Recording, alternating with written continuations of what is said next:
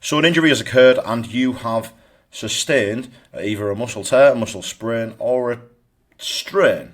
You don't really know what it is, but what is the best course of action to take? Well, let me tell you, it doesn't actually matter which one of them three has happened. All that shows is the severity of what's happened. The route in which you must take to get pain-free and gain your range of motion back is exactly the same for all three of them, right? The route you don't take is anti-inflammatories, painkillers, going to the doctors, going to the physio. Do not take that. Just watch this video. It'll take 10 minutes. I will literally show you how to get pain-free so fast. It'll blow your mind. And anytime, any injury, any part of your body that's got muscles, do this and you'll become pain-free really, really quickly. There's a problem with that, which I'll go into shortly. But my promise, you will leave this video knowing the most effective way to train immediately after you have sustained a muscle injury, strain or tear. Obviously, a rupture, grade 3, is out of the equation here, right? That is classed as a tear slightly, but grade 1, grade 2 tear, strain, muscle strain, or a sprain, do this exact process for each or any of them anywhere in the body, and you will be pain-free really, really quickly. For those of you that are new to the channel, welcome. I think I'm on 530 subscribers now, and that, to me, is a lot of people. So I do appreciate you subscribing. It just shows that you're enjoying what I'm teaching, what I'm going through. And yeah, absolutely awesome. Great to have you here. My name is Paul Green, and I'm a former British paratrooper and Special Forces support group operator. As you can see by the fancy blue jackets, I used to work in the gym and train paratroopers. Been fortunate enough to train the RF, the Royal Marines, and paras as well. So they are very highly demanding job roles. They put a lot of stress on the body. Getting them ready to drop in anywhere in the world at a moment's notice is part of that puzzle. But also guiding them when their bodies start to crumble, start to break, is also part of that puzzle. And with these high performance bubbles, they do not tolerate crap information. You get found out. So I've been very fortunate, and I've got a very unique perspective on all of these matters. If you appreciate them, then definitely do consider subscribing, because I post every single day on YouTube, so treat yourselves to that, geezers. Anyway, nowadays, I'm a full-time online coach. I run the longevity program, which is a laser-focused, unbelievable strength and conditioning service for men over the age of 40 that take part in adventure and extreme sports and martial arts. Because the 40-year-olds get left behind, they break, and it's important that they stick around, because they are usually the best at these disciplines. And yeah, I'm not happy, and it pisses me off that they end up having early retirements, because I've lost a lot of my mates to injuries, and that's why I created the longevity program. Cool story, huh? Anyway, the plan for this video is what not to do. Straight away, what not to do. What the research says. Then I'm going to go straight into how to strengthen it without aggravating it, because everyone's like, oh my god, I'll strengthen an injury. That's bonkers. Honestly, any good doctor, any good physio will be teaching you this. The problem is that very far and few between. How to apply progressive overload, how to continue to get stronger in these areas that are injured. Even when there's a loss of function, even when there's a loss of range of motion, even when there is pain. How the hell do you get stronger? That's all progressive overload is. Applying more load over time, incrementally, to get an area stronger. Anyway, is that all right?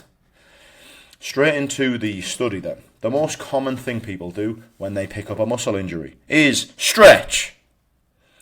Anyway, this meta-analysis shows the effectiveness of exercise interventions to prevent sports injuries. So this meta-analysis took groups from people that did strength training, people that did proprioception training, and people that did flexibility training, people that did, I think, aerobic training. Anyway, the results, as you can see, there's a lot of people involved in here, working with 3,464 injuries were analysed, and everybody got put into a different group to solve that issue, or as part of this study. Anyway, the conclusion: despite few outlying studies constantly favouring estimates were obtained for all injury prevention measures except for stretching. Now, this is a big study with big numbers. How common is somebody recommending you to stretch an injured area? Everything else had favourable estimates except for stretching. Strength training reduced sports injuries to less than 1/3, and overuse injuries could be almost halved from strength training. You see where I'm going with this? So, my aim with this video is to give you enough confidence. That's the main thing. I want you to walk away with this with confidence to train an injured area. A minor injury, right? Let's do a fancy thing on the laptop. Bish, bash, bosh. And we have grok here.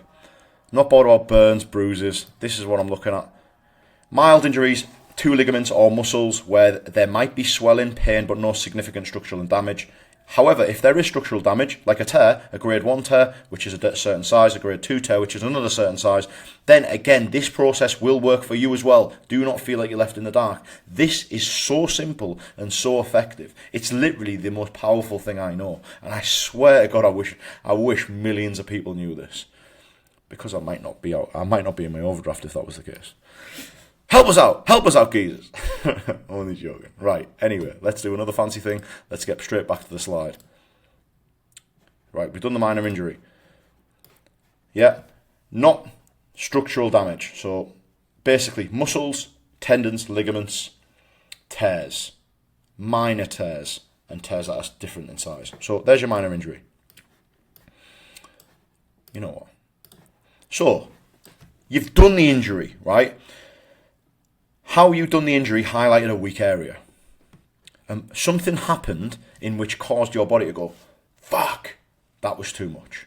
Now, the thing that injured you, in my opinion, this is how I view this. It just highlighted a weaker area.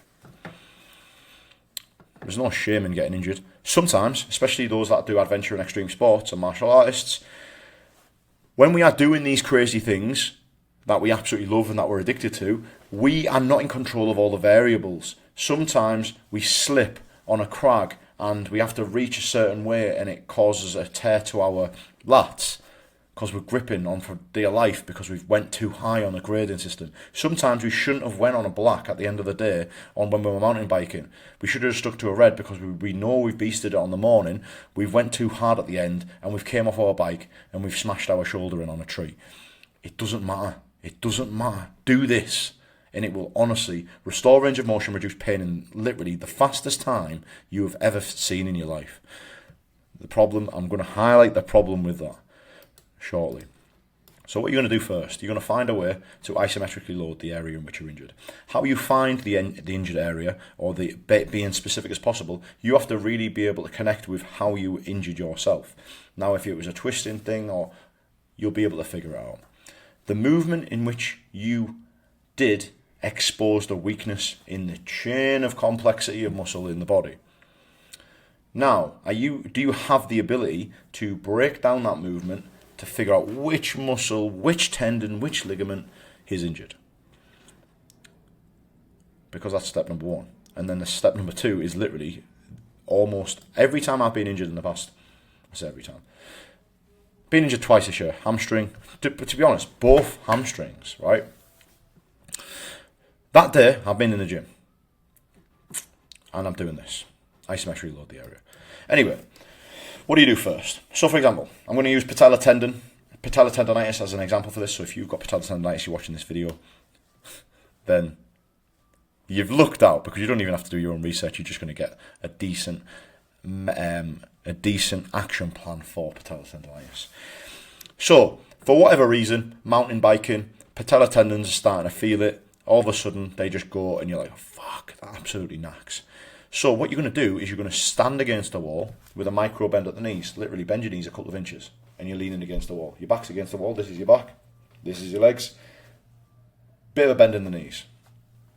And you're going to conduct 30-second holds. Research suggests that when you're doing isometric training, a good hold to do is the 30-second hold. Now you're probably thinking, what the hell is isometric training? Isometric training is when the muscles are contracting, but there's no change in length. So if you think about all the tears that have just happened to your injured area because you just went mental, your muscle fibers look like this. With isometric contractions, there is just blood and nutrients going to this crazy part of the muscle fiber or ligament or tendon. That's an example of how I envision that picture playing out at a microscopic level. So there is no change of the joint angle. So that means there is no aggravation of the joint or the muscle.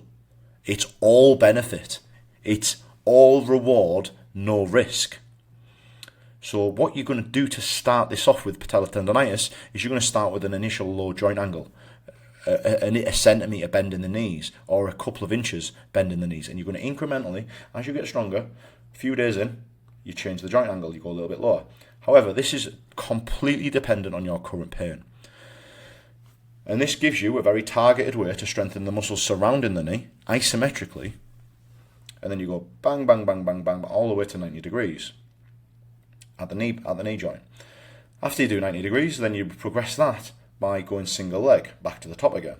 And then incrementally as you get stronger, as the pain reduces. And then once you can do that, once you can do 90 degree knee bend on a single leg, you will have no knee pain, you will have no patellar tendonitis. And that progression, depending on your severity, could probably take about 2 or 3 weeks.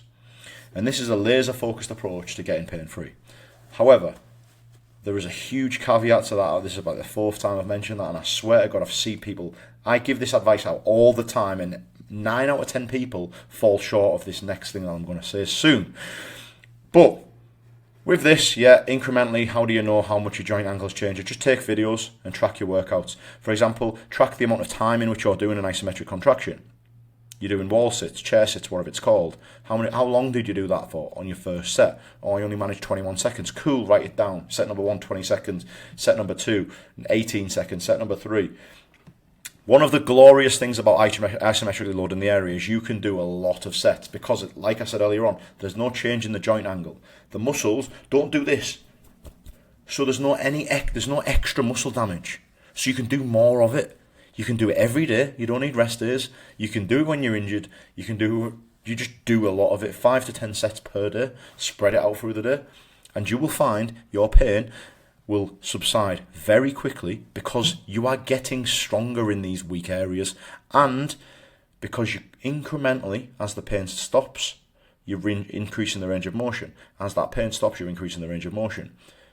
So you're restoring range of motion and you're reducing pain in the fastest possible time, and you have not once stretched, you've not once reached for painkillers which cause a disconnect between you and the injured area, you've not once reached for anti-inflammatories which reduce blood flow, reduce repair, reduce regeneration, reduce strength.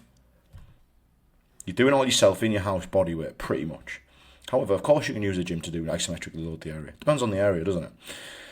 Take videos as well to measure your progress, especially with the difference in the joint angle. So if you don't know how low you've went, then just a quick video to keep yourself on track every couple of sessions can help you manage that. Does that make sense? Of course it does.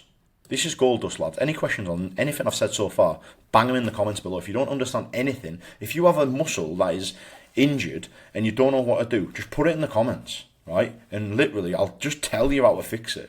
And if that's not enough, book a call with me. I will just fix it myself. I will guide you to fixing this and then doing all sorts of other crazy stuff through the longevity program. Right.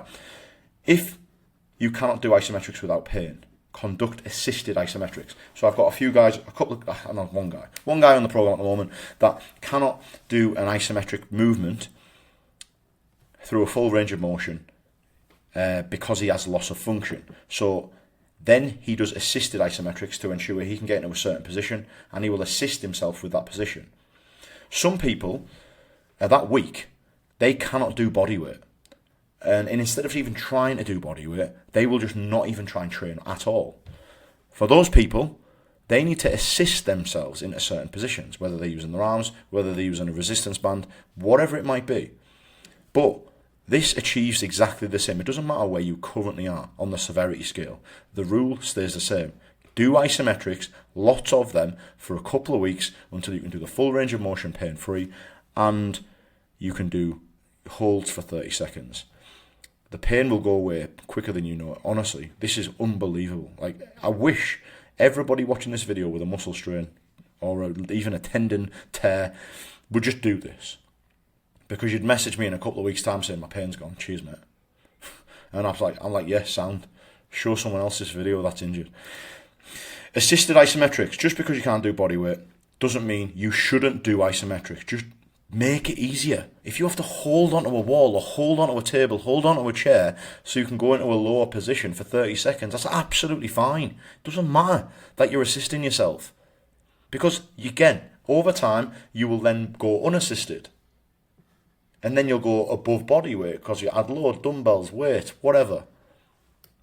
It's literally getting you out of the depths of the earth. So when the pain goes, when do you progress? Because the pain's gone. What do most people do when the pain's gone? They will go back to shenanigans. And this is where I'm like, lads, listen to why you got injured in the first place. You got injured in the first place because your body is weak at doing that thing that you did. It's just not able to do that. So then if you got rid of the pain, you've restored the range of motion, are you all of a sudden strong in that area? No, you're not strong in that area because, and this is what happens. Every time I'm giving people, backhand advice, they get pain-free, they restore range of motion, they go back to the rock climbing wall, they go back mountain biking, they go back skiing, they have a reoccurring injury. They get patellar tendonitis again from skiing. Obviously that was going to happen because they didn't strengthen the area. They just did enough. They did the bare minimum to get pain-free. Pain-free doesn't mean strong. And I'd say this is the warning of this video. The pain will go away so fast, it will blow your mind. But if you're not strong, you are not resilient. If you're not strong, the injury will come back. And obviously, another little warning here is make sure there's no pain from the isometrics before progressing. Cool. So we go on to the next phase. And I'm going to wrap it up after this phase because I don't want to batter your head. But this is the one that most people miss. Most people miss the eccentric loading. This is just the start of the strengthening phase. Eccentric contraction is the controlled lengthening of the target muscle. Yeah? That's what is prioritized here. So for example, you will start off with low resistance and you'll do 5 seconds on the way down. If you've got a bicep tear, 5 seconds on the way down. But that's after your isometric phase. Once you can do the full range of motion pain-free isometrically, then you move on to eccentrics. That makes sense. So it's like do this until you can do this. Until that is all pain-free, then you go on to eccentric loading. 5 seconds on the way down. Assist yourself on the way back up to the start position. Pretty straightforward, isn't it? But this is a way you don't have to worry about the weight that you can lift. All you're worrying about is you're progressing the contraction of the muscle. You start with a really simple, safe contraction, and then you progress it onto another safe contraction, which starts to build strength. If we build strength, we build resilience.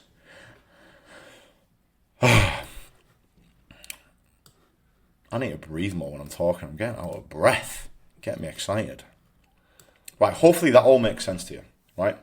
Plan of this session was what not to do, what the research says, which is don't waste your time stretching. Too many people waste their time stretching. It is absolutely embarrassing to ever stretch an injured area. If you stretch, I'm not even going to get into stretching, I'll talk about it in a different video. How to strengthen without aggravating. Isometrics. Gold dust. Incrementally improve the range of motion through 30-second isometric holds until the full range of motion is pain-free. And like I said, this happens so fast. And then how to apply progressive overload when there is a loss of function. When there is a loss of function, you break it down to the muscle contractions. Start with isometrics, then go just to the lengthening only. And then after that, you will just do the concentric only, and then assist yourself on the way down. And then you will do full range of motion, normal training. Only at that point are you ready to start a good strength training block and actually start earning the right to train your resilience. The longer the strength training block, the more resilient you become. You want to leave, if you've got an injury, if you've got a reoccurring injury, you want to have 6 months. I don't know how much time you need, right? But Depends on the severity of the injury. But what I will say is, in your head, you want to have absolutely zero. You want to have absolutely, you want to be thinking there is absolutely zero chance that that injury is going to reoccur. Now, if you've simply done 2 weeks of what I've said here and you've got pain-free, there is still going to be a massive thing in the back of your head thinking, what if this happens again? You haven't earned the right to be fully confident. You haven't definitely built strength and resilience. Remember, the strength and resilience piece comes after this, but this will get you pain-free very quickly. Promise you will leave this video knowing the most effective thing you should do immediately after a muscle strain or tear. Doesn't matter what it is. If it's anything to do with your muscles, tendons or ligaments, do this. It will work. The last thing I'll say is